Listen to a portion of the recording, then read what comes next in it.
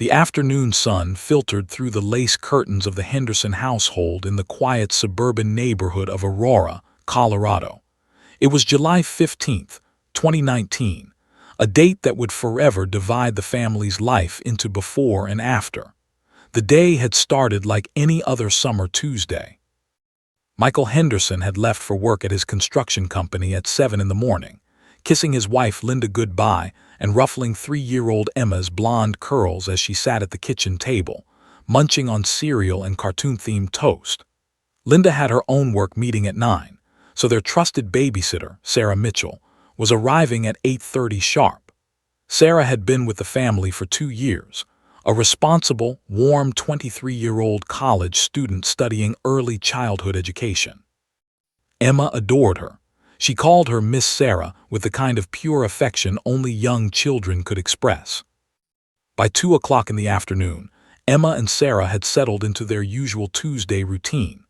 They'd had lunch, chicken nuggets and apple slices, Emma's favorite, and Sarah had suggested they move to the living room for playtime before nap time.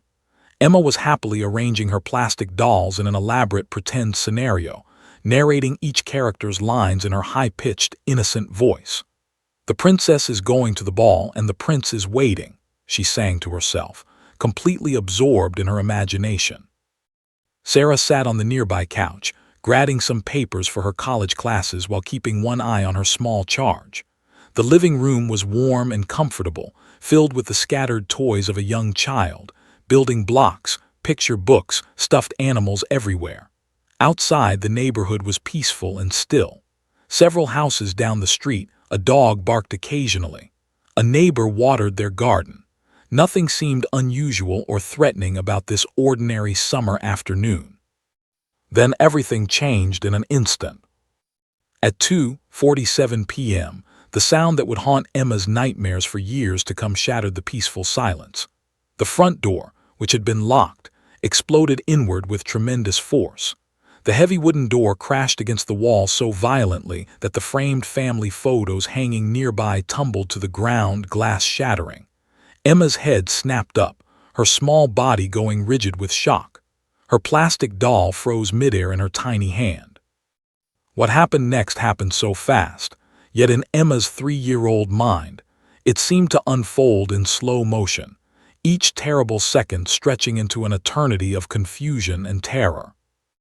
A man burst through the shattered doorway, tall, muscular, his face twisted with rage that was almost inhuman in its intensity. He wore dark clothing and a ski mask that covered most of his features, but his eyes, those wild, dangerous, furious eyes, were all Emma could focus on. In that single moment, even a child of 3 years old understood on a primal level that this man represented danger. Pure, unadulterated danger. Sarah Mitchell reacted instantly, her protective instincts kicking in immediately. She leaped from the couch, her college papers scattering across the floor. "Run, Emma, run!" she screamed, her voice shrill with panic and urgency. "Go hide now." Emma didn't need to be told twice. Her little legs, still unsteady in their toddler coordination, churned beneath her as she bolted from the living room toward the kitchen. Behind her, she heard Sarah's desperate cry of "Stay away from her. Leave her alone." The babysitter was positioning herself between the intruder and the child, a brave and selfless act that would cost her dearly. Emma's tiny heart hammered against her ribs as she ran toward the kitchen, her breath coming in shallow, terrified gasps. Her 3-year-old brain didn't fully comprehend what was happening, but her body understood danger. She had to hide. She had to find safety. The kitchen was her second home, where she and Sarah had prepared lunch just hours earlier, laughing about silly things, the world feeling safe and normal. Now it felt like a foreign, frightening place. Emma's eyes darted around desperately, searching for a hiding spot. The kitchen island loomed large. The cabinets were too high to reach. Then she saw it, the space beneath the kitchen counter between the built-in appliances and the cabinetry. It was a tight squeeze, barely larger than a small closet, but in that moment of primal terror, it seemed like the safest place in the world. Emma squeezed herself into the narrow space, pulling her beloved teddy bear, brown and worn from years of hugging, into her lap. She curled into the smallest ball her little body could make, her breathing rapid and shallow, her entire frame trembling violently. From her hiding place, she had a limited view of the kitchen entrance through a small gap. She could see shadows moving. She could hear sounds that would permanently scar her young psyche. Behind her in the living room, the violence escalated with horrifying speed. "Please, please don't. There's a child, please." Sarah Mitchell's desperate pleas echoed through the house. There were sounds of a brutal struggle, furniture overturning, the sickening thud of impacts, Sarah's screams of pain mixing with the man's grunts of exertion. Emma covered her small ears with her hands, but she couldn't block out the sounds. She couldn't unsee the terror she'd witnessed in Sarah's eyes. She couldn't unhear the violence that was reshaping her understanding of the world. Emma's 3-year-old mind couldn't process what was happening or why. She didn't have the cognitive development to understand violent crime or home invasion. All she knew was that the safe world she'd inhabited just moments before had been shattered. The babysitter she loved, the person responsible for keeping her safe, was being hurt, and she was powerless to help. The violence seemed to stretch on forever, though it probably lasted only minutes. Time had become meaningless to the terrified child hidden beneath the counter. Emma's body shook so violently she thought she might break apart. Tears streamed silently down her cheeks. Her hand gripped her teddy bear so tightly her knuckles turned white. She had never been so frightened in her young life. She had never known that such darkness could exist in the world. Then finally, blessedly, the sounds of violence began to fade. Heavy footsteps moved through the house. The man was searching for something, ransacking rooms, overturning drawers. But he wasn't searching for Emma. He seemed focused on stealing items, electronics, jewelry, anything of value. This was burglary coupled with assault, a violent crime motivated by greed and rage. Minutes later, the sound of the man leaving, slamming into the front door frame as he rushed out of the house, provided a brief moment of relief. But Emma remained frozen in her hiding place, unable to move, unable to comprehend that the danger had passed. It was the sound of sirens that finally pulled Emma from her frozen state of shock. Police sirens wailed down their quiet suburban street, growing louder and louder. Red and blue lights flashed through the windows of the Henderson home. Within minutes, police officers were rushing through the broken front door, their hands on their weapons, their voices loud and commanding. Paramedics followed closely behind with their emergency equipment. Still, Emma didn't move from her hiding place. She remained curled beneath the kitchen counter, her teddy bear clutched to her chest, her eyes wide and unseeing, her body trembling uncontrollably. When Officer Martinez finally discovered her, gently coaxing her out from beneath the counter, Emma was completely non-responsive. She didn't cry. She didn't speak. She simply stared ahead with the 1,000-yard stare of someone who had experienced something far too terrible for her young mind to process. The detective who would later take Emma's case looked at this tiny, traumatized child and felt her heart break. Detective Sarah Martinez arrived at the Henderson residence 23 minutes after the first 911 call came through dispatch. She had been sitting in her car at a red light, finishing a lukewarm cup of coffee and mentally preparing herself for the afternoon's paperwork when the call came through. A home invasion. Assault. Child present at the scene. Martinez had immediately activated her lights and sirens, weaving through traffic with the practiced efficiency of someone who had made this journey countless times before. What she encountered when she pulled up to the modest 2-story house in the quiet residential neighborhood would stay with her for the rest of her life. The front door hung partially open, shattered and splintered from the forced entry. Police cars already lined the street, their lights painting the suburban afternoon in alternating waves of red and blue. The house looked violated, as if the very structure had been wounded by the violence that had unfolded within its walls. Neighbors stood in their yards, some with their hands over their mouths, others whispering urgently to one another. Crime scene tape was already being strung by uniformed officers who moved with the grim efficiency of professionals accustomed to tragedy. Martinez stepped out of her unmarked sedan, her detective's badge hanging from a lanyard around her neck, and immediately made her way toward the ambulance parked in the driveway. Her 20 years of experience as a homicide and violent crimes detective had taught her to assess situations quickly and thoroughly. Before she could even enter the house, she needed to understand the victim's condition. That's where the paramedics were, surrounding a stretcher being loaded into the back of the ambulance. What she saw made her stomach clench. Sarah Mitchell lay on the stretcher, barely conscious, her face swollen and bruised beyond recognition. One eye was swollen completely shut, her left arm bent at an unnatural angle, broken, definitely broken. Her white blouse was torn and stained with blood. The paramedics were moving with urgent, practiced movements, one of them barking orders about an IV line and possible internal bleeding. Sarah's breathing was shallow and labored. She had been brutally, methodically beaten. "How bad?" Martinez asked one of the paramedics, a young man named Kevin who she recognized from other scenes over the years. "Bad," Kevin replied grimly, not looking away from his patient. "Multiple contusions, at least 2 broken ribs, broken arm, possible internal injuries. She's lucky to be alive. Another few minutes and—" He didn't finish the sentence. He didn't need to. Martinez nodded, filing away the information. This wasn't just a burglary. This was attempted murder. This was personal violence of the worst kind. And according to the initial report, there was a child in the house during the attack. Martinez turned away from the ambulance and headed into the house, her mind already shifting into detective mode. She had learned long ago to compartmentalize her emotions during investigations.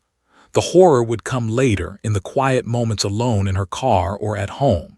Right now, she needed to be a machine, collecting evidence, analyzing details, building a timeline.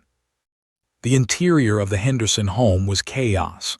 Furniture overturned, drawers pulled open, their contents scattered across the floor, picture frames knocked from shelves, glass glinting on hardwood floors. The living room was the epicenter of the violence, cushions torn, one lamp completely shattered. This was where Sarah Mitchell had made her stand against the intruder, where she had fought to protect the child in her care.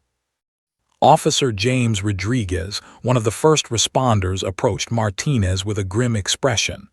"The child is in the kitchen with the mother, completely traumatized, won't speak, won't respond to stimuli. She's 3 years old." Martinez closed her eyes for a moment. A 3-year-old witness. The worst possible scenario for an investigation. Children that young had limited verbal skills, minimal memory capacity, and their accounts were often dismissed as unreliable by courts. But this child was the only eyewitness to the perpetrator's face and identity. She made her way to the kitchen, where she found Emma Henderson sitting rigidly in a chair, her small body trembling despite the summer heat. Linda Henderson, the child's mother, stood beside her, one hand on Emma's shoulder, her own face pale and streaked with tears. She had rushed home from her meeting when the school called, arriving just as paramedics were loading Sarah into the ambulance. "Mrs. Henderson," Martinez said gently, approaching slowly so as not to startle the traumatized child. "I'm Detective Martinez. I'm going to help find who did this." Linda looked up, her eyes red-rimmed and desperate. "She won't talk. She won't say anything. She just keeps staring. What if she never speaks again? What if this breaks her permanently?" It was a question Martinez had asked herself many times over her career. The impact of trauma on young minds was unpredictable and often devastating. She knelt down slightly, trying to appear less threatening to the silent child in the chair. Emma's eyes were unfocused, staring at something far away that only she could see. "Emma, sweetheart, I'm Detective Martinez. I need to ask you some questions about the man who came to your house today." Martinez spoke softly, her voice gentle but professional. "Can you tell me what he looked like?" Silence. "Emma, honey, was he tall or short?" Martinez tried a different approach, using simple yes or no questions that might be easier to answer. "Was he tall?" Nothing. Emma remained frozen, her small hands gripped together in her lap so tightly her knuckles had turned white. Martinez exchanged a glance with Linda. This was going to be more difficult than she'd hoped. She would need to bring in a child psychologist, coordinate with social services, and probably wait several days before Emma might be ready to provide any statement.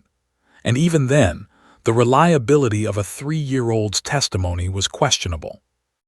Over the next 3 weeks, the investigation descended into frustration and dead ends.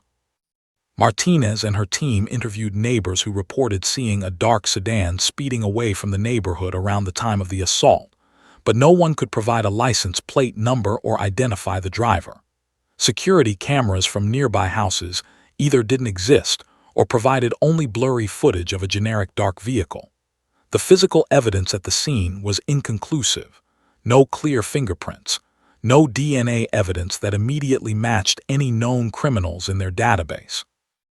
Detective Martinez conducted interviews with known burglars and violent offenders in the Denver area, showing them photos, trying to connect them to the crime.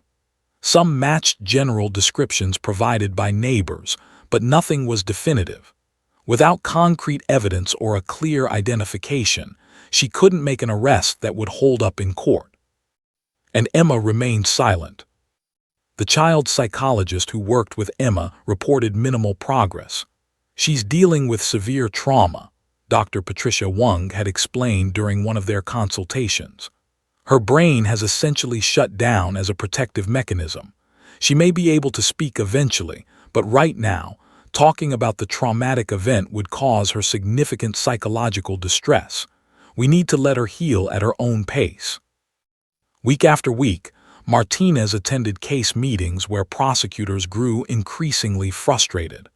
Without a clear identification from a reliable witness, we have nothing, the assistant district attorney had said during one particularly tense meeting. We have a violent criminal out there, and we're at a dead end.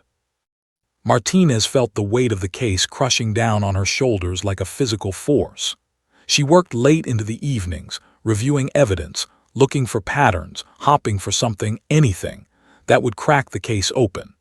She drove past the Henderson household multiple times, remembering the image of tiny Emma sitting in that chair, traumatized and silent. Every night she went home to her empty apartment and replayed the case in her mind. A 3-year-old girl was the only witness to a violent crime, and her trauma had sealed her lips shut.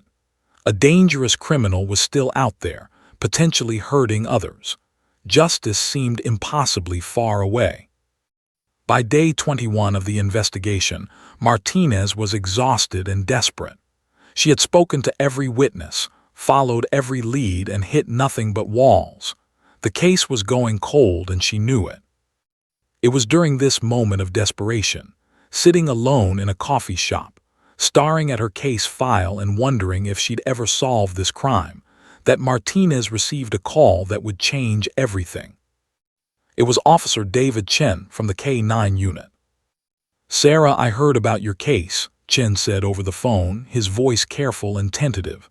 "I've been thinking, what if Max could help?" Martinez had no idea what Chen meant, but she was desperate enough to listen. The coffee shop was nearly empty at 4 in the afternoon. It was that strange liminal space between the lunch rush and the early dinner crowd, when the establishment belonged to the tired, the contemplative, and those seeking refuge from their lives. Detective Sarah Martinez sat at a corner table, her lukewarm cappuccino growing cold beside a manila folder filled with photographs, witness statements, and evidence reports that led nowhere. The afternoon sunlight streamed through the windows at an angle that made her squint, but she didn't bother adjusting her position. She barely noticed the coffee shop around her anymore. For 21 days, the Henderson case had consumed every waking moment of her life. She had just finished reviewing the neighbor interviews for the 5th time, hoping she'd missed some crucial detail that would unlock the investigation. Nothing new emerged. The same vague descriptions, the same dark sedan, the same lack of identifying information. She took a sip of the cold coffee and grimaced. How many cups had she consumed in the past 3 weeks? How many sleepless nights had she spent staring at crime scene photos, trying to understand the perpetrator's motivation and identity? Her phone buzzed against the table, jolting her from her thoughts. The caller ID showed K9 Unit Chen. Martinez felt a flutter of curiosity. She and David Chen had worked together several times over the years during investigations that required canine tracking or detection. Chen was one of the few officers in the department she genuinely respected, professional, dedicated, innovative. But this call was unexpected. "Sarah, I heard about your case," Chen said without preamble, his voice careful and measured. "The home invasion in Aurora, the 3-year-old witness. I've been thinking about it and I want to run something by you. It's unconventional, but hear me out." Martinez leaned back in her chair, her detective instincts immediately activating. "Go ahead." "I've been volunteering at Children's Hospital Colorado with Max, my K9, doing therapy work with traumatized kids, animal-assisted therapy basically, and I've seen something remarkable happen consistently. When children who have experienced severe trauma interact with Max, they open up. Their anxiety decreases. They become more communicative." Chen paused, letting his words settle. "I know it sounds crazy, but what if Max could help your witness?" For a long moment, Martinez didn't respond. She was processing what Chen had just suggested, using a police dog to help a traumatized child provide testimony. It went against everything in her traditional detective training. She had learned to conduct interviews in sterile, controlled environments. She had learned to ask leading questions carefully, to avoid contaminating witness statements, to follow established protocols that had been refined over decades. But the traditional approach had gotten her nowhere. "Tell me more," Martinez finally said, her voice thoughtful. Over the next 20 minutes, Chen explained his observations from his volunteer work at the hospital. He described how children who were initially withdrawn and non-communicative had gradually begun to engage when Max was present. Not through any magical intervention, but through the simple, profound comfort that an animal's unconditional presence could provide. Children who wouldn't speak to therapists had whispered to Max. Children who wouldn't make eye contact with adults had made eye contact with the dog. Children who were paralyzed by anxiety had found grounding in Max's calm, steady demeanor. "The neurochemistry is real," Chen explained, warming to his subject.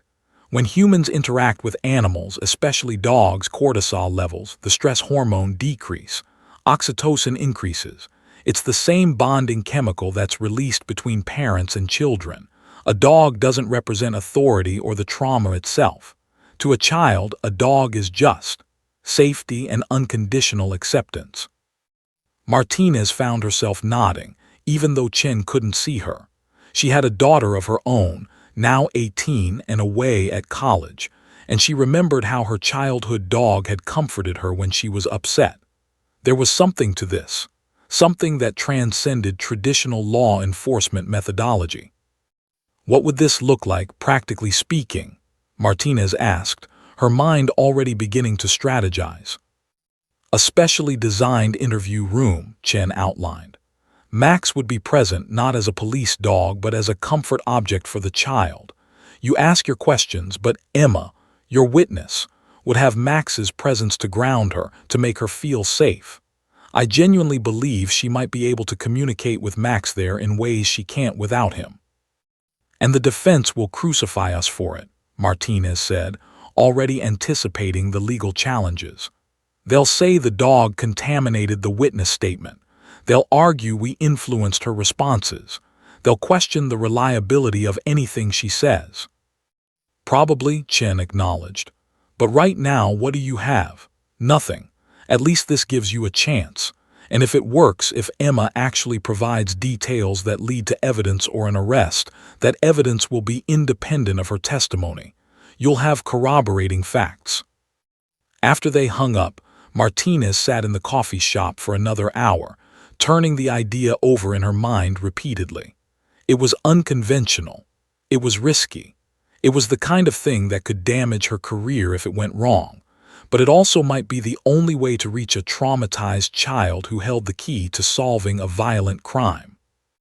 The next morning, Martinez sat in a conference room with the assistant district attorney, Jennifer Walsh, the judge overseeing the case, the Honorable Robert Wellington, and a child psychologist, Dr. Patricia Wong, whom she had requested specifically based on Wong's expertise in trauma and child development. "I want to propose something unconventional," Martinez began, spreading photographs and notes about Chen's work across the table. She explained the concept of animal-assisted therapy, described Chen's observations, and outlined the specific proposal: one interview session with K-9 Officer Max present. The room erupted with skepticism. "A police dog." Judge Wellington's eyebrows shot up nearly to his hairline. "Detective Martinez, that's highly irregular. We have standards of evidence and witness reliability for a reason." "Your Honor, with respect, our standards aren't helping us right now," Martinez replied calmly. "We have a violent criminal still at large, a traumatized victim in the hospital, and a 3-year-old who is the only witness. The traditional approach hasn't worked. This child is dealing with complex trauma that has essentially locked her into silence. A dog, not as a police tool but as a comfort mechanism, might unlock that." Jennifer Walsh, the prosecutor, was frowning but thoughtful. "What would the evidentiary standard be? How do we ensure the child's statements aren't tainted?" "Video record everything," Dr. Wong suggested, speaking up for the first time. She had been listening intently, her expression shifting from skepticism to cautious interest. "Record the entire session from multiple angles. Have me present as an independent observer. We can document that the dog provided comfort but didn't lead the witness or influence responses. If Emma provides details, we cross-reference those details against the crime scene evidence independently. We build a case not on her testimony alone, but on her testimony plus corroborating physical evidence." Judge Wellington leaned back in his chair, his fingers steepled beneath his chin. He was old-school, traditional, the type of judge who didn't appreciate innovations in the courtroom, but he was also intelligent and pragmatic. The case was stalled. The perpetrator was still out there. "One session," he finally said. "That's all you get, and I want everything documented. If this works, fine. If it doesn't, we proceed through other channels. And if it taints the investigation in any way, you'll answer to me, Detective Martinez." "Understood, Your Honor," Martinez said, relief flooding through her. That afternoon, Martinez called Officer Chen. "We have approval. One session. When can you and Max be available?" "Tomorrow," Chen responded immediately. "I've been ready since I made that call." That evening, Martinez sat in her apartment and thought about the remarkable intersection of circumstances that had brought her to this moment. A violent crime, a traumatized child, a desperate investigation, and now the possibility that a dog, a creature who existed outside the traditional frameworks of law enforcement, might provide the breakthrough she desperately needed. She thought about Emma Henderson, sitting in that chair in her family's kitchen, her eyes staring at something no 3-year-old should ever have to see. She thought about Sarah Mitchell, lying in a hospital bed, her body broken and healing. She thought about the perpetrator, still free, still dangerous. And she thought about a dog named Max, who didn't know he was about to change everything. The next morning, as Martinez drove to the precinct, she felt something shift in her chest. It was dangerous to hope. Hope made you vulnerable, but after 21 days of dead ends and frustration, Martinez allowed herself to believe that something extraordinary might be about to happen. She had no idea how right she was. The interview room on the second floor of the Denver Police Department had been transformed into something that resembled a child's sanctuary, rather than the sterile interrogation space it normally was. Over the course of the previous evening and early morning, Detective Martinez and her team had worked to create an environment that would be welcoming and non-threatening to a traumatized 3-year-old. The harsh fluorescent lights had been replaced with softer, warmer lighting that mimicked natural daylight. The cold metal table and uncomfortable chairs had been removed entirely, replaced with plush cushions scattered across a soft area rug decorated with pastel colors, soft blues and gentle greens that psychological research suggested had calming properties. In one corner, they'd set up a collection of age-appropriate toys, building blocks, stuffed animals, picture books with colorful illustrations. A small table held a pitcher of apple juice and boxes of crackers, snacks that might comfort a nervous child. The walls, normally bare and institutional, were now decorated with laminated posters of peaceful nature scenes, mountains, forests, gentle animals. One poster showed a large dog playing with children in a park. It had been deliberately selected. Officer David Chen arrived at 8:30 in the morning, K9 Officer Max walking beside him on a loose leash. Max was a magnificent German shepherd, 4 years old, with a sleek tan and black coat. His ears stood alert, his dark eyes intelligent and observant. To anyone who didn't know better, he might have seemed like a traditional police dog, the type trained for tracking criminals or detecting drugs. But Max was something different. He had been specially trained in victim support and trauma assistance. His entire demeanor calibrated toward comfort rather than intimidation. Chen led Max through the precinct, and officers who passed them in the hallway paused to observe. Some smiled. Some looked skeptical. Detective Martinez watched as Chen and Max approached the interview room, and she felt her heart rate increase slightly. This was it. This was the moment that would either break through or backfire spectacularly. "He's ready," Chen said, his voice calm and confident. Max sat obediently at his side, his tongue lolled out slightly, his entire demeanor relaxed and gentle. And more importantly, he understands what's about to happen. Dogs pick up on intention and emotional energy. Max knows this is about helping someone who's scared. "I appreciate the confidence," Martinez replied with a slight smile. "Let's hope your dog is as remarkable as you think he is." At 9 o'clock sharp, Linda Henderson arrived with her daughter Emma. The mother looked exhausted, her face lined with worry and stress. She had spent the past 21 days watching her daughter withdraw further into herself. Emma's pediatrician had warned her about the potential long-term psychological effects of untreated trauma. Linda was desperate for anything that might help her daughter heal. Emma held her mother's hand as they walked down the hallway toward the interview room. The little girl was dressed in her favorite pink dress, the one with the butterfly pattern.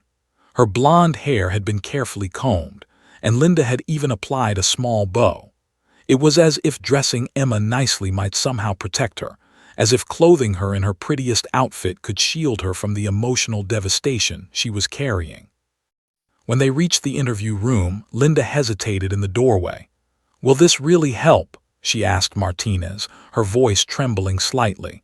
"I'm terrified we'll do something that makes it worse." "We have a child psychologist here, Dr. Patricia Wang." Martinez gestured to the woman standing by the observation window. "She'll be monitoring Emma constantly.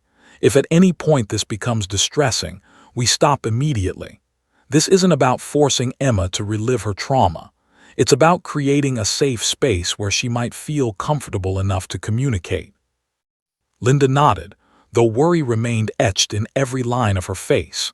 She took Emma's small hand and led her into the interview room.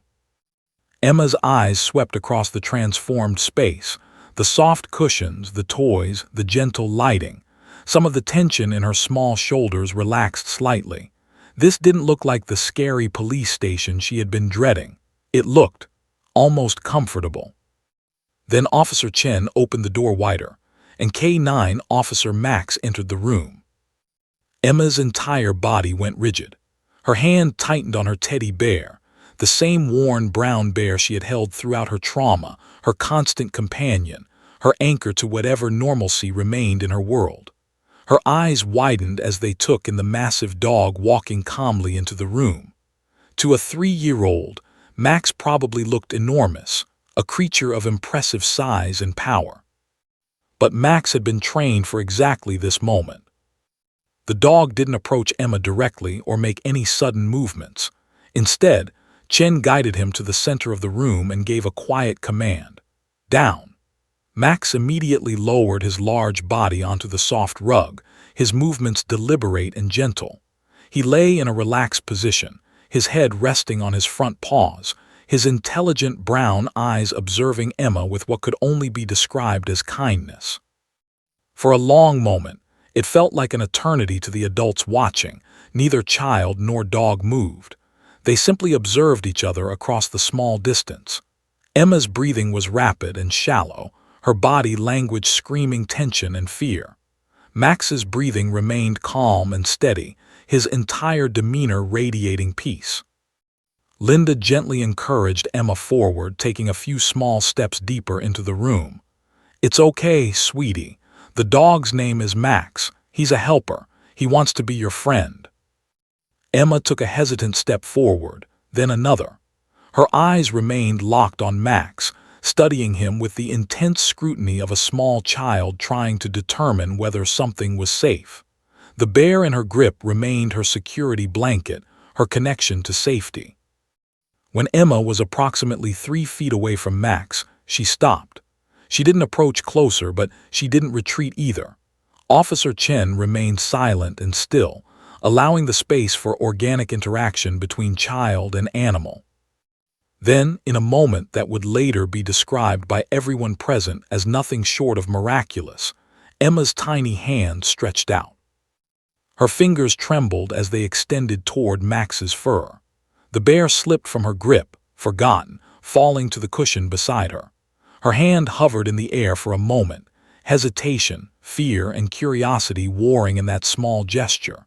Then, with the deliberation of someone making an enormous decision, her tiny fingers made contact with Max's soft coat. The dog's tail wagged gently. That single tail wag seemed to unlock something in Emma. Her rigid posture began to soften. Her breathing slowed. A sensation, not quite a smile but a slight relaxation of the tension around her mouth, appeared on her small face. She touched Max's fur again, more confident this time, her fingers running through the silky coat. Dr. Wang, observing from behind the glass, leaned toward Martinez. "Watch her biometrics," she whispered, indicating the equipment monitoring Emma's heart rate and stress levels. "See how they're decreasing." Martinez did see. Emma's heart rate, which had been elevated at 118 beats per minute when she entered the room, was now dropping steadily. 112, 108, 104. Her cortisol levels, the stress hormone, were visibly declining as she made physical contact with the dog. Emma leaned against Max's side, and the dog accommodated the shift in weight without moving, without reacting, simply accepting her presence against his body. It was as if Max understood on some instinctual level that this small child needed grounding, and he was providing it. Linda looked like she might cry. Tears had begun to stream silently down her face as she watched her daughter, her traumatized, silent daughter, engage with another being for the first time in 3 weeks. "He's remarkable," Martinez murmured to Chen, who had positioned himself quietly in the corner of the room, allowing Emma and Max to bond without interference. "He's a good boy," Chen replied softly, "and she's a brave girl." For the next 30 minutes, Emma simply sat with Max, touching his fur, observing his face, gradually becoming more relaxed in his presence. Then, very slowly, very quietly, she did something that made everyone in the room freeze. She spoke. "Max, nice," Emma whispered, her voice barely audible, the first words she had voluntarily spoken in 3 weeks. Her hand continued stroking the dog's fur. "Max safe." Dr. Wang made a note. Linda covered her mouth, tears flowing more freely now. Detective Martinez felt her own eyes grow wet. The breakthrough had begun. The silence that followed Emma's whispered words, "Max nice, Max safe," seemed to reverberate through the interview room like the most profound statement ever made. Detective Martinez held her breath, acutely aware that she was witnessing a critical moment in the investigation. But more than that, she was witnessing a moment in a child's healing. Emma had spoken. The dam had been breached. The possibility of communication, which had seemed impossible just minutes before, was now becoming reality. Dr. Patricia Wang, observing from behind the glass partition, immediately began recording detailed notes. The timestamp, the exact words spoken, Emma's body language, which showed marked improvement in relaxation and openness. The presence of K-9 Officer Max appeared to have created a neurological and emotional shift that traditional interviewing techniques had failed to achieve. Linda Henderson sat beside her daughter, her hand resting gently on Emma's shoulder, not wanting to move or startle her back into silence. Officer Chen remained in his position in the corner, silent and observant, his role now primarily to provide Max's continued presence and ensure the dog remained calm and focused. Detective Martinez rose slowly from her seated position. She had been instructed to wait, to let Emma and Max establish their bond before any formal questioning began. But now, with Emma having spoken spontaneously, Martinez understood that this window of opportunity needed to be seized carefully and gently. She approached the trio, child, dog, and mother, with deliberate slowness, keeping her movements smooth and non-threatening. "Emma," Martinez said softly, kneeling down to bring herself closer to the child's eye level. "You're doing such a good job. Max is a very good boy, isn't he?" Emma nodded, her small hand still moving in gentle, repetitive motions across Max's fur. The dog's tail continued its slow, rhythmic wagging, a metronome of calm and safety. "Emma, I need to ask you some questions about the day the man came to your house. Is that okay?" Martinez kept her voice gentle but direct. She had learned from working with child psychologists that young children responded better to straightforward questions rather than roundabout approaches. "Max will stay right here with you while we talk." Emma's hand paused in its motion across Max's fur. For a moment, Martinez worried that the question would trigger a regression, that Emma would withdraw again into silence. But the dog's continued presence seemed to anchor the child. After a few seconds, Emma looked up at Martinez, her small blue eyes still fearful but also showing a glimmer of determination. "Okay," Emma whispered, barely audible. "Max stays." "Max stays right here," Martinez confirmed. "He's not going anywhere." Officer Chen made a subtle hand gesture, and Max's leash was loosened even further, giving the dog maximum freedom to remain beside Emma without any sense of constraint or control. "Emma, can you tell me about the day the man came?" Martinez began with the most open-ended question, allowing Emma to direct the narrative. "What happened?" Emma was quiet for a long moment. Her eyes shifted between Martinez and Max, as if drawing courage from the dog's steady, non-judgmental presence. When she finally spoke, her words came in short, choppy sentences, the way young children naturally speak, lacking the complex sentence structure of older children or adults.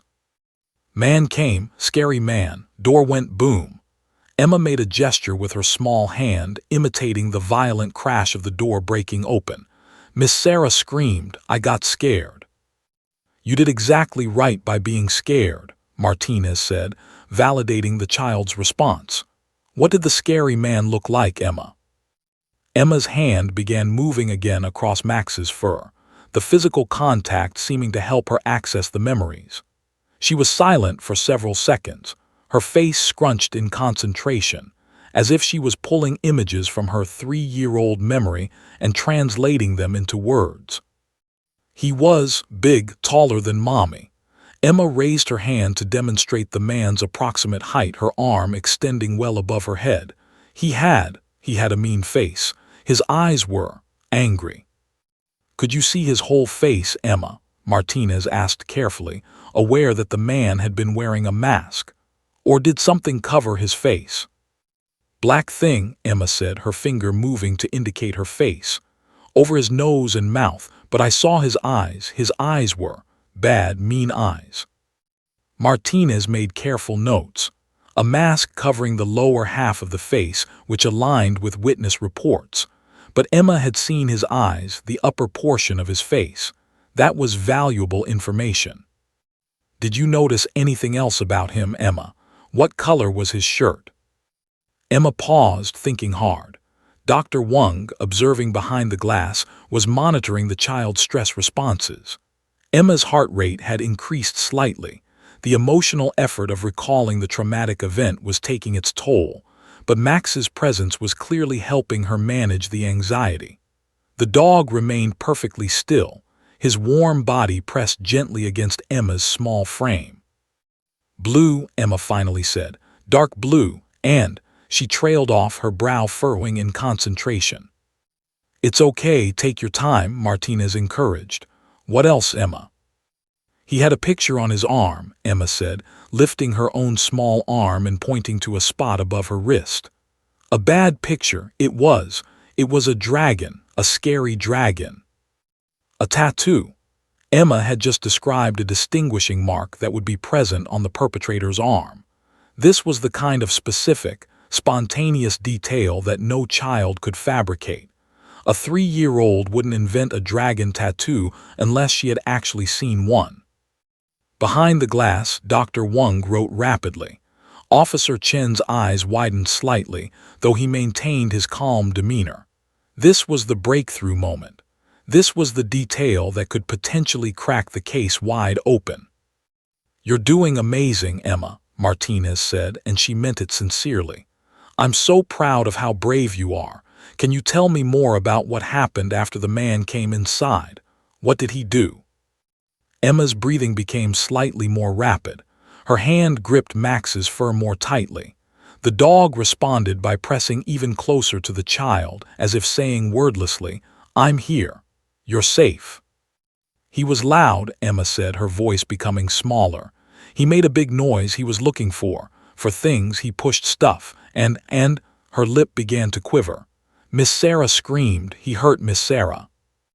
The room became heavy with the weight of that statement. This child had witnessed violence. She had heard the person she cared about being attacked. The trauma of that experience was written across her small face, even as she spoke about it in the simplest possible terms. "Emma, did the man say anything? Do you remember what his voice sounded like?" Martinez asked gently. Emma was quiet for a long time. Then she began making sounds, low, angry grunts and growls that mimicked the perpetrator's aggressive vocalizations. The approximation was crude, the way a young child might imitate a sound, but it conveyed anger, rage, and violence. "He was angry," Emma said. "He said bad words, bad words, and he said he wanted money. He wanted money and—" She paused, struggling with a concept too complex for her 3-year-old vocabulary. "He wanted stuff to take." A burglary with violence. That matched the evidence Martinez had already gathered. The home had been ransacked. Items had been stolen.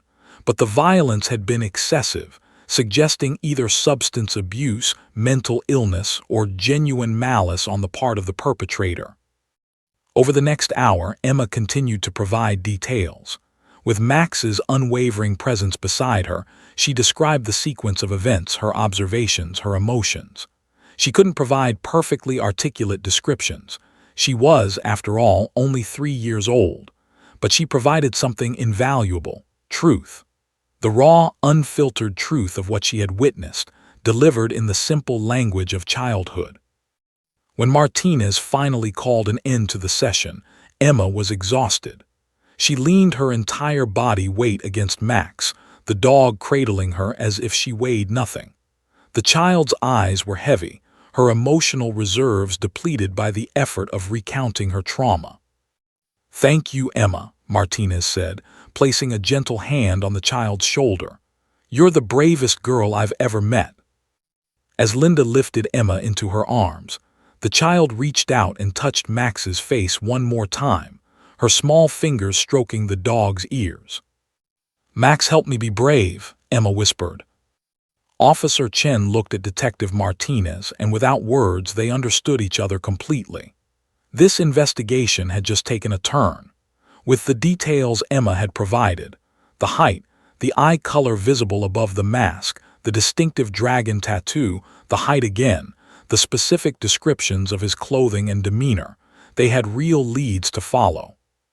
But more than that, they had proof that sometimes the most unconventional approaches yielded the most profound results.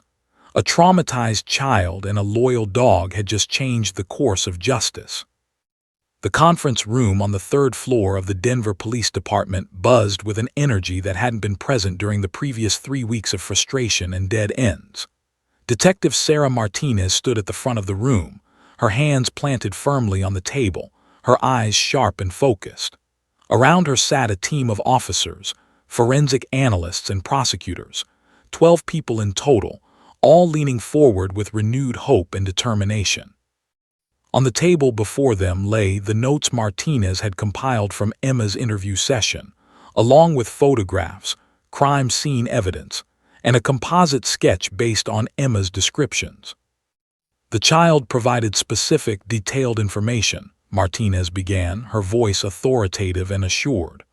Height approximately 5'10" to 6 feet, dark blue clothing, mask covering the lower face, and most significantly, a distinctive dragon tattoo on his right wrist or forearm. Jennifer Walsh, the assistant district attorney, made notes on her legal pad. Beside her sat Judge Robert Wellington, who had made the unconventional decision to allow the K-9 assisted interview. The judge was listening intently, his expression revealing none of his thoughts. "We ran the tattoo description through our databases," Detective Marcus Rodriguez, Martinez's partner, added, pulling up a digital image on the large screen at the front of the room. "We found 17 individuals with dragon tattoos in the Denver metropolitan area with criminal histories. I've been cross-referencing with height, age, and criminal background. We narrowed it down to 4 primary suspects." The screen displayed 4 mugshots, each showing a man with a dragon tattoo visible in the photograph. 3 of them were older in their 50s or 60s. But the 4th, a man named Marcus Reynolds, was 34 years old, 6 feet tall, with intense, angry eyes visible in his mugshot photo. His criminal history was extensive: burglary, assault, multiple drug-related charges. But what caught everyone's attention was the notation in his file. Known to use methamphetamine and other stimulants, prone to violent behavior, particularly when under the influence. "Marcus Reynolds," Martinez said, tapping her finger against his photograph. "Arrested 3 times for burglary, twice for aggravated assault. He matches the physical description provided by the witness. More importantly, he has a distinctive dragon tattoo visible in this mugshot from 2 years ago. The tattoo is on his right wrist, exactly where the witness indicated." "Where is he now?" Judge Wellington asked. "That's the complication," Rodriguez replied. "Reynolds dropped off the radar about 3 weeks ago. No arrests, no activity on his known addresses, but we have an alert out. We're checking with his known associates, his family members, his usual haunts.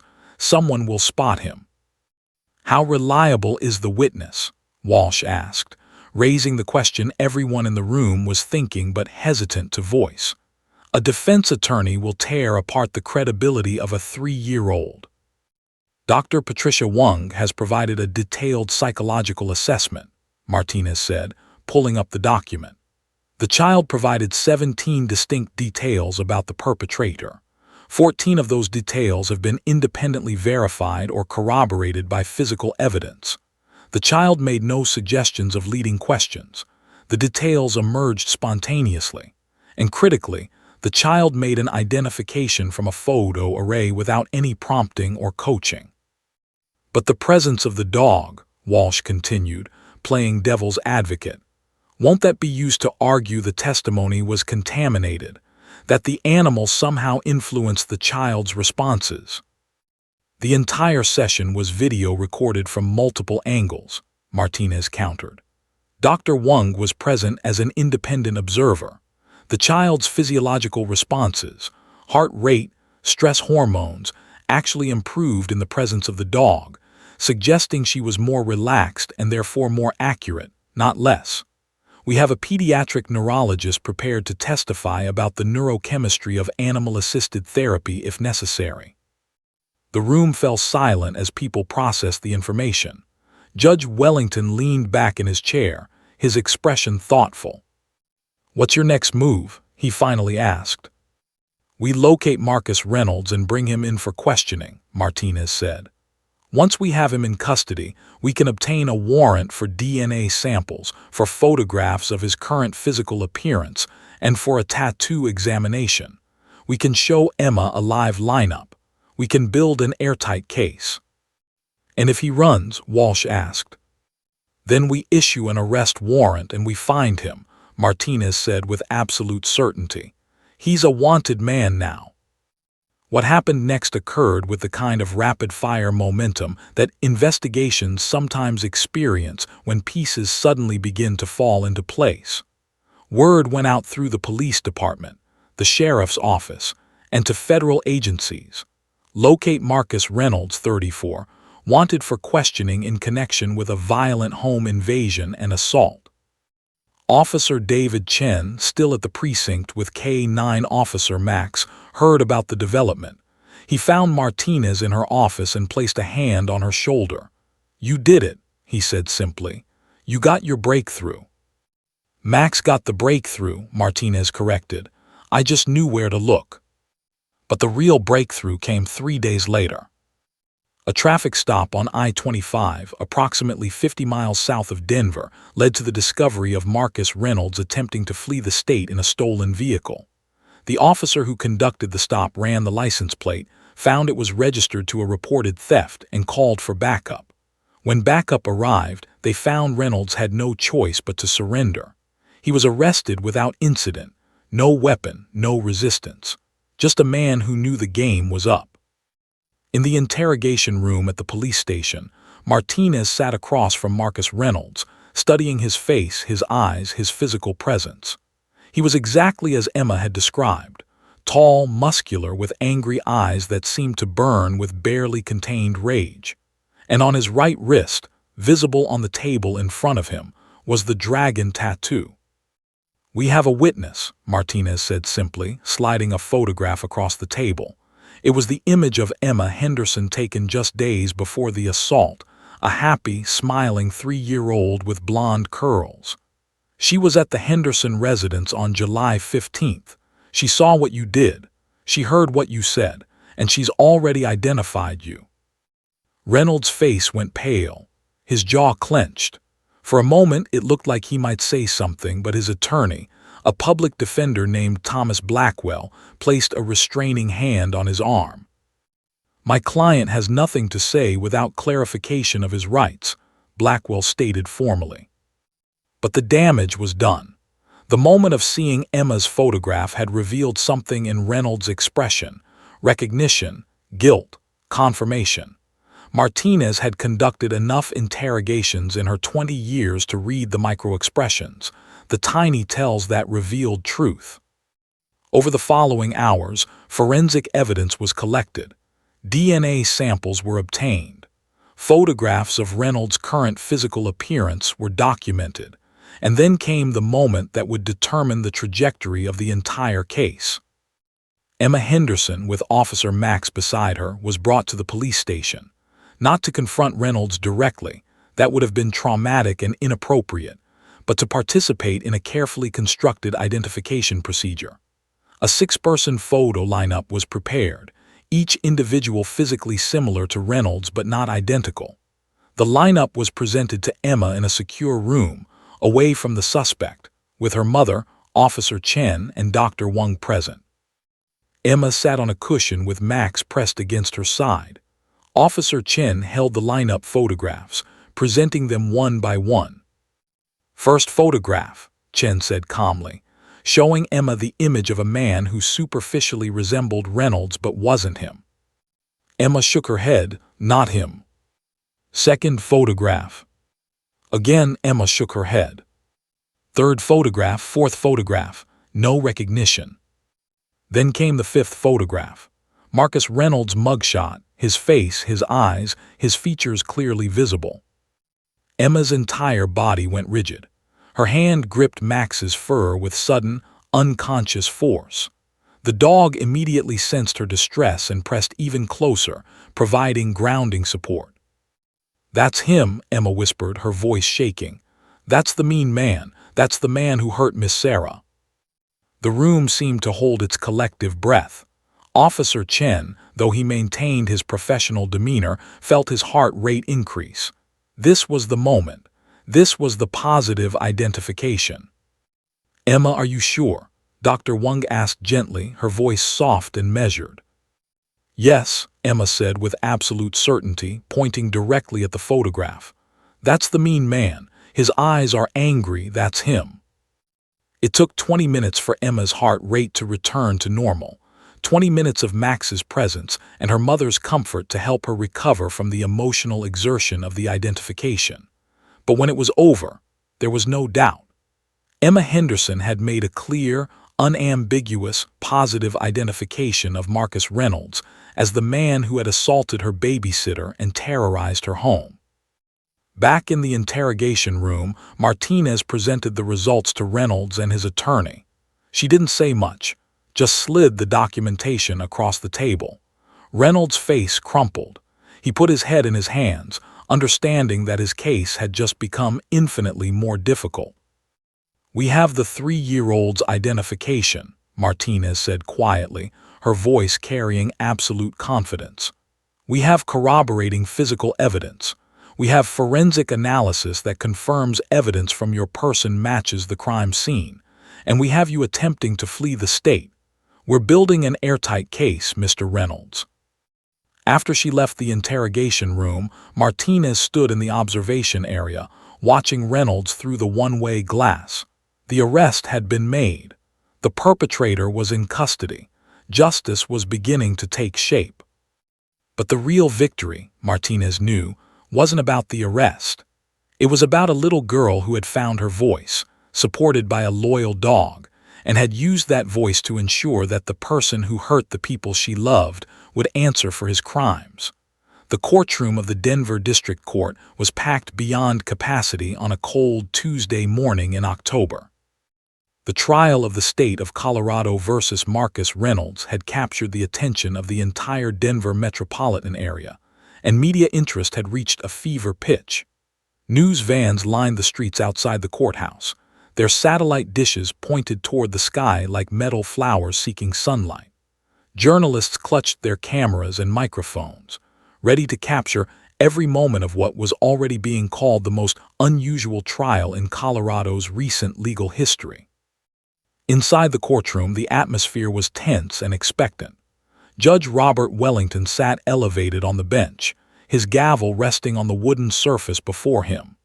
The jury, 12 citizens of Denver, carefully selected through weeks of voir dire, occupied their assigned seats, their faces displaying varying degrees of curiosity, skepticism, and concern. To their left sat the prosecution team. Jennifer Walsh, the assistant district attorney, her face calm and composed.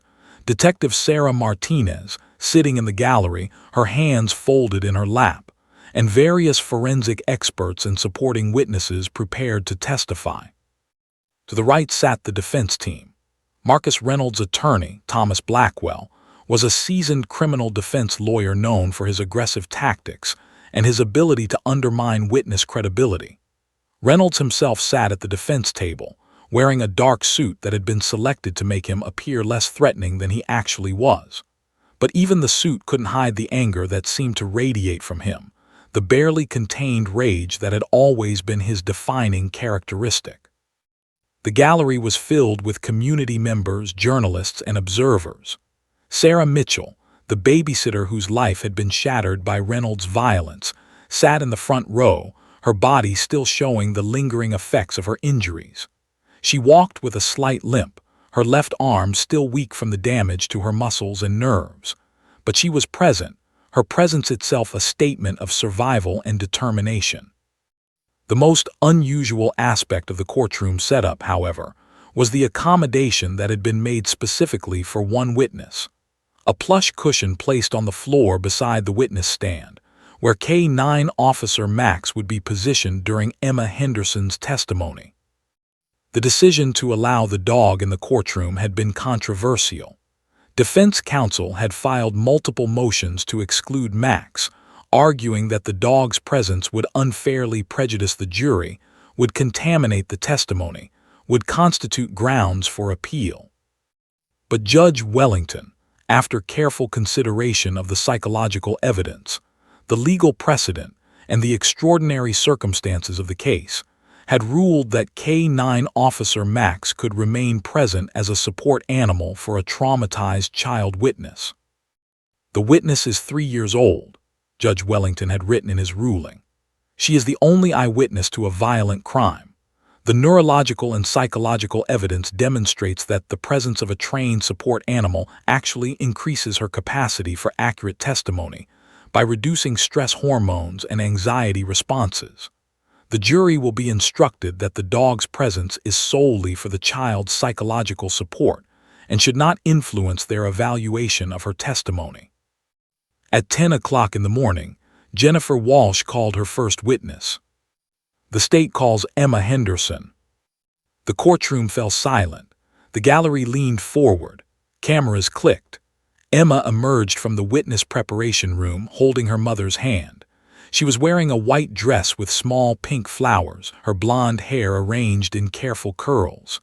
She looked impossibly small, impossibly vulnerable, a child surrounded by the machinery of the adult legal system.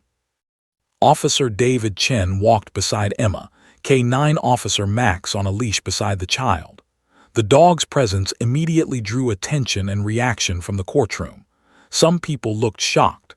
Others nodded, having followed the media coverage and understanding the significance of the dog's presence.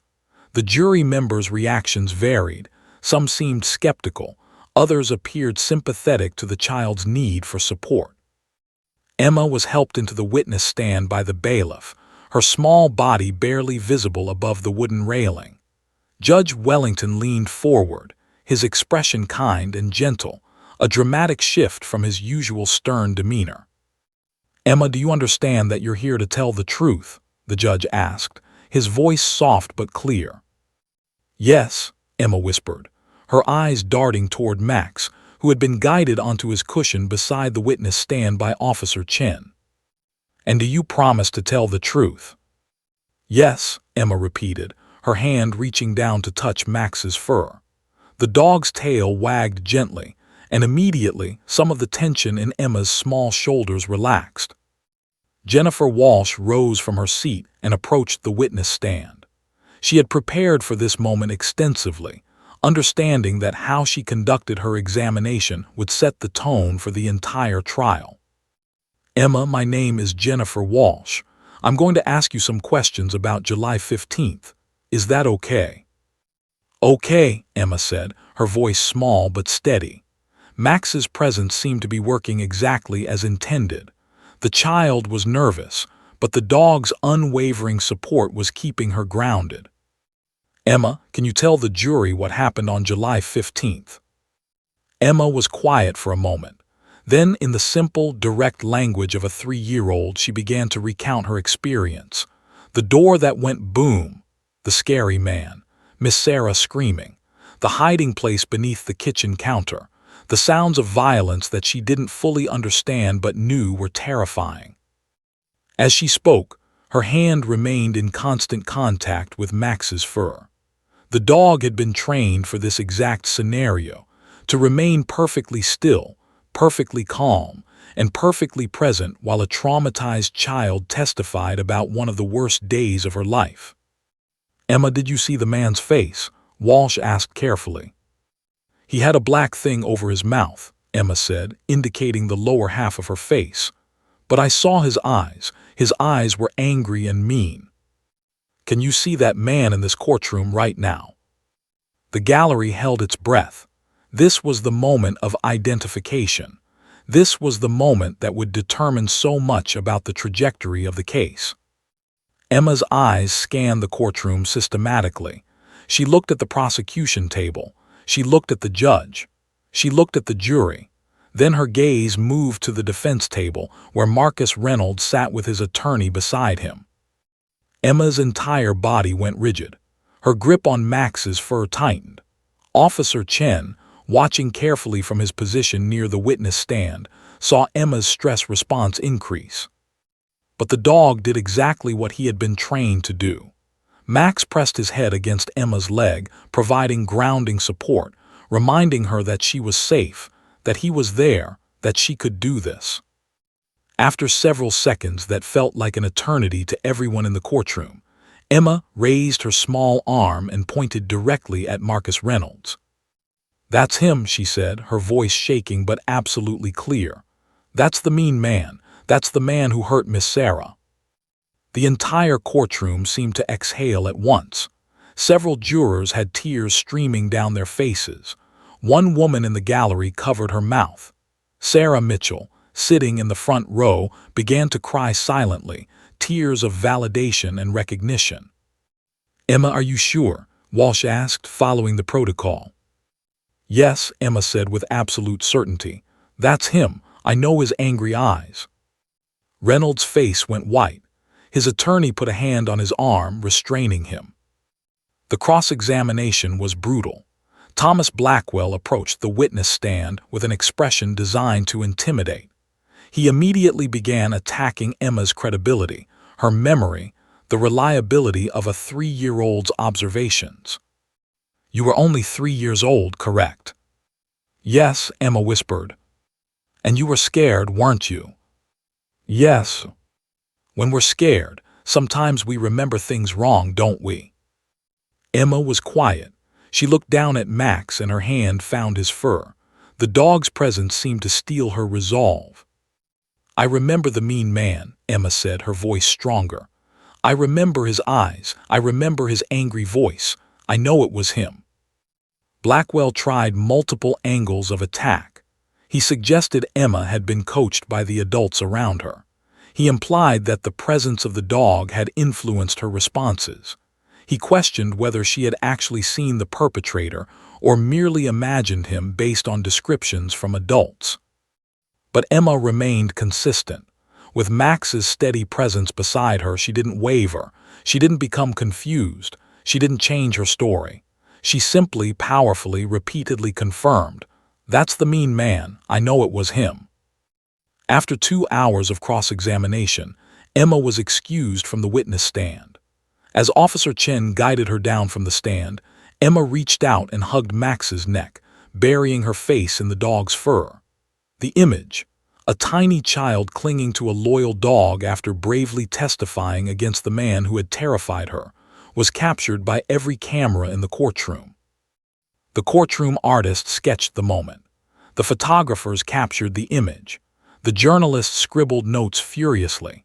Every observer present understood that they were witnessing something extraordinary, something that transcended the normal mechanisms of the legal system. Judge Wellington looked at Emma as she was led from the courtroom, his expression revealing genuine emotion. He had made the right call in allowing the dog. The jury was watching Emma with expressions of sympathy, respect, and profound belief in her testimony. The case had taken a decisive turn. The prosecution's most powerful witness, a 3-year-old child supported by a loyal dog, had just provided testimony that no jury could ignore. The jury deliberations lasted 4 hours and 37 minutes.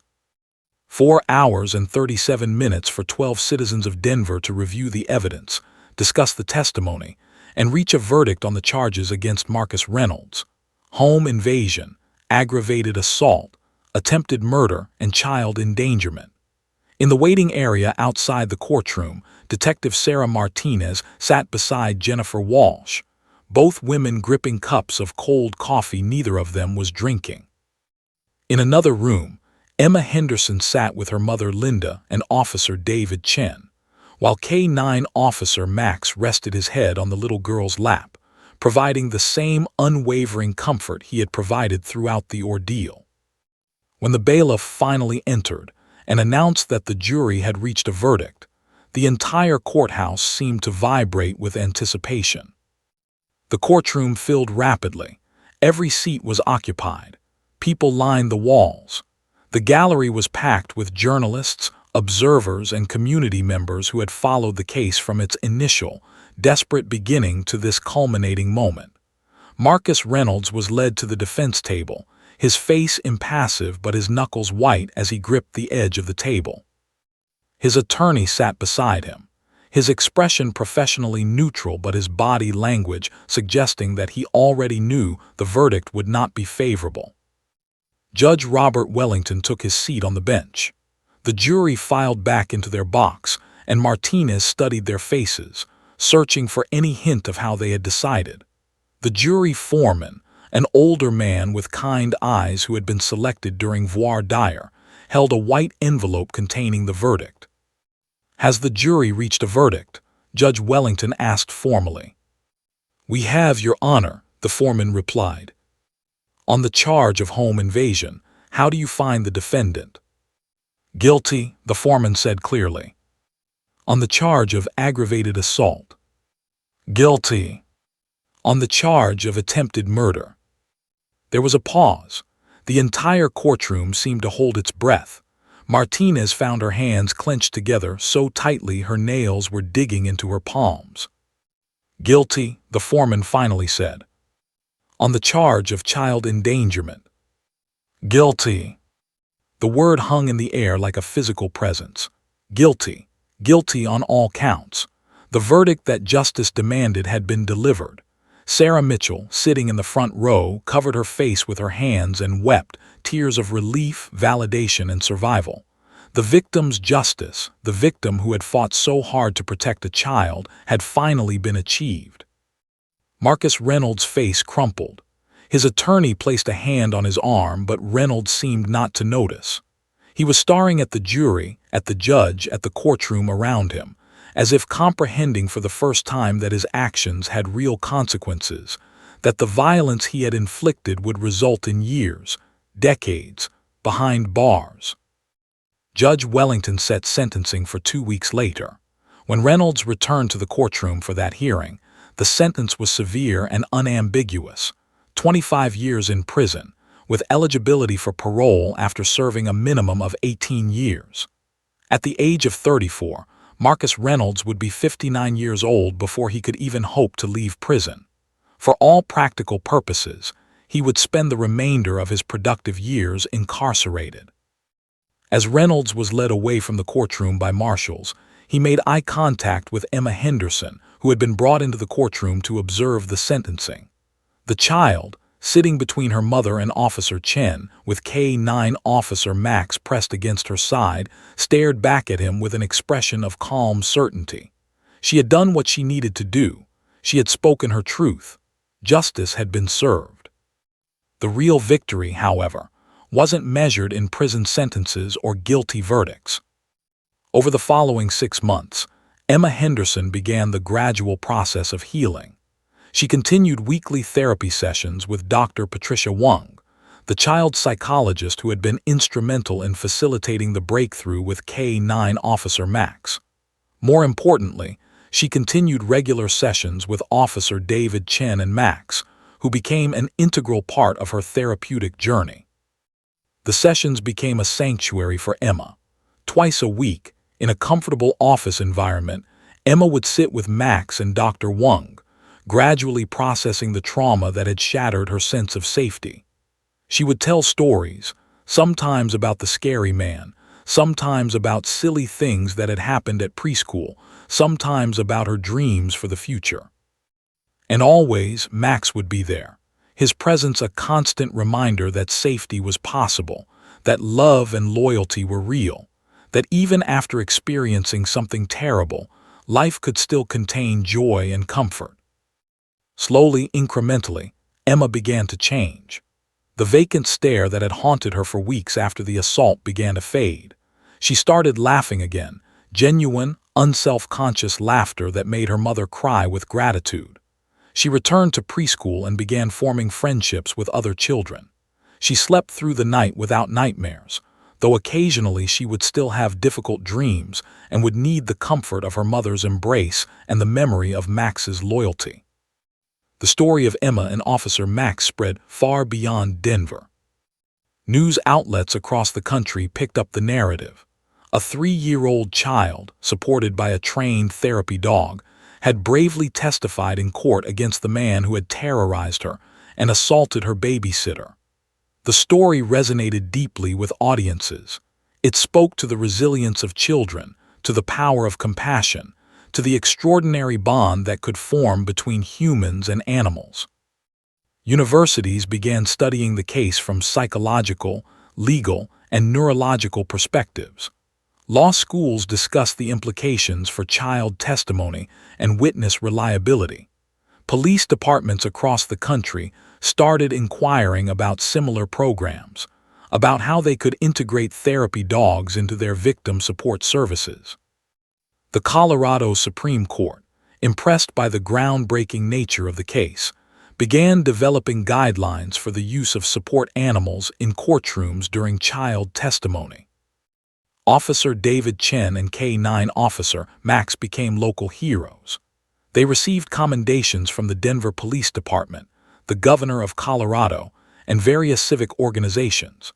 Chen was invited to speak at law enforcement conferences about trauma-informed policing and innovative approaches to supporting vulnerable witnesses. Max's photograph appeared in newspapers, on television, and in magazines celebrating the remarkable dogs that serve in law enforcement and beyond. But perhaps the most meaningful recognition came from Emma herself. 3 years later, when Emma was 6 years old, there was a special ceremony at the Denver Police Department. Officer David Chen stood on a stage beside K-9 Officer Max, who was now graying slightly around the muzzle, his movements a bit slower than they had been during the trial, the accumulated miles of service evident in his bearing. But his eyes remained as intelligent and kind as ever. Emma Henderson, now a confident first grader with bright blonde hair and a cheerful smile that came easily, stood beside Officer Chen with her mother Linda. She had been invited to present a special commendation to K-9 Officer Max, a recognition of his extraordinary service not just to law enforcement, but to a child in need of healing. Emma approached Max and wrapped her arms around the dog's neck, burying her face in his fur just as she had done when leaving the witness stand years earlier. But this embrace was different. It was no longer born of fear or trauma, but of profound gratitude and love. "Thank you, Max," Emma whispered, words that only the dog and those standing closest could hear. "You helped me be brave, you helped me tell the truth, and you helped me feel safe again." Max's tail wagged gently, and he pressed his head against Emma's shoulder in what could only be described as a hug. The photograph of that moment, child and dog embracing on stage, both of them transformed by their shared experience, would be published in newspapers across the country. It would become the iconic image representing the intersection of trauma recovery, animal-assisted therapy, and justice. 5 years after the trial, Emma Henderson stood in front of her second-grade class at her school in Denver. As part of a project on community helpers, she had been invited to speak about K-9 Officer Max and how he had helped her. Her presentation, delivered in the clear, confident voice of a 7-year-old, explained to her classmates how a special dog had helped her find her voice and tell the truth, even when it was scary. The children listened, entranced. Several of them raised their hands with questions. "Can I pet Max?" one boy asked hopefully. Emma promised that maybe one day they could visit the police station and meet Max in person. That evening, Emma's mother reflected on the remarkable journey her daughter had taken. From a traumatized, silent 3-year-old to a confident child who could speak publicly about her experience, who could use her story to help others understand resilience and healing. The trajectory had been neither linear nor easy. There had been setbacks, difficult days, moments when old fears resurfaced. But Emma had emerged from her trauma not broken, but transformed. Years later, as Emma became a teenager, she would remember K-9 Officer Max with profound gratitude. She would follow Officer Chen's career, keeping track of his accomplishments and eventual retirement from the Denver Police Department. She would understand, in ways that children couldn't quite grasp, that she and Max had been part of something larger than themselves, part of a movement that transformed how society understood trauma, how it supported vulnerable witnesses, how it recognized the extraordinary capacity of animals to heal the human spirit. And when Emma Henderson eventually grew up and decided to pursue a career in child psychology, a decision directly influenced by her own experience with Dr. Patricia Wung and Officer Max, she would honor the memory of the dog who had changed her life by dedicating her professional work to trauma-informed care and the integration of animal-assisted therapy and healing. The story of Emma and K-9 Officer Max became more than a legal precedent or a heartwarming news story. It became a testament to the power of compassion, the resilience of children, and the profound, life-changing impact that loyalty and unconditional love could have on the human spirit. In the end, justice wasn't just about sending a violent criminal to prison. It was about a little girl finding her voice, a loyal dog providing unwavering support, and both of them emerging from darkness, transformed into symbols of hope, healing, and the extraordinary things that become possible when we believe in each other.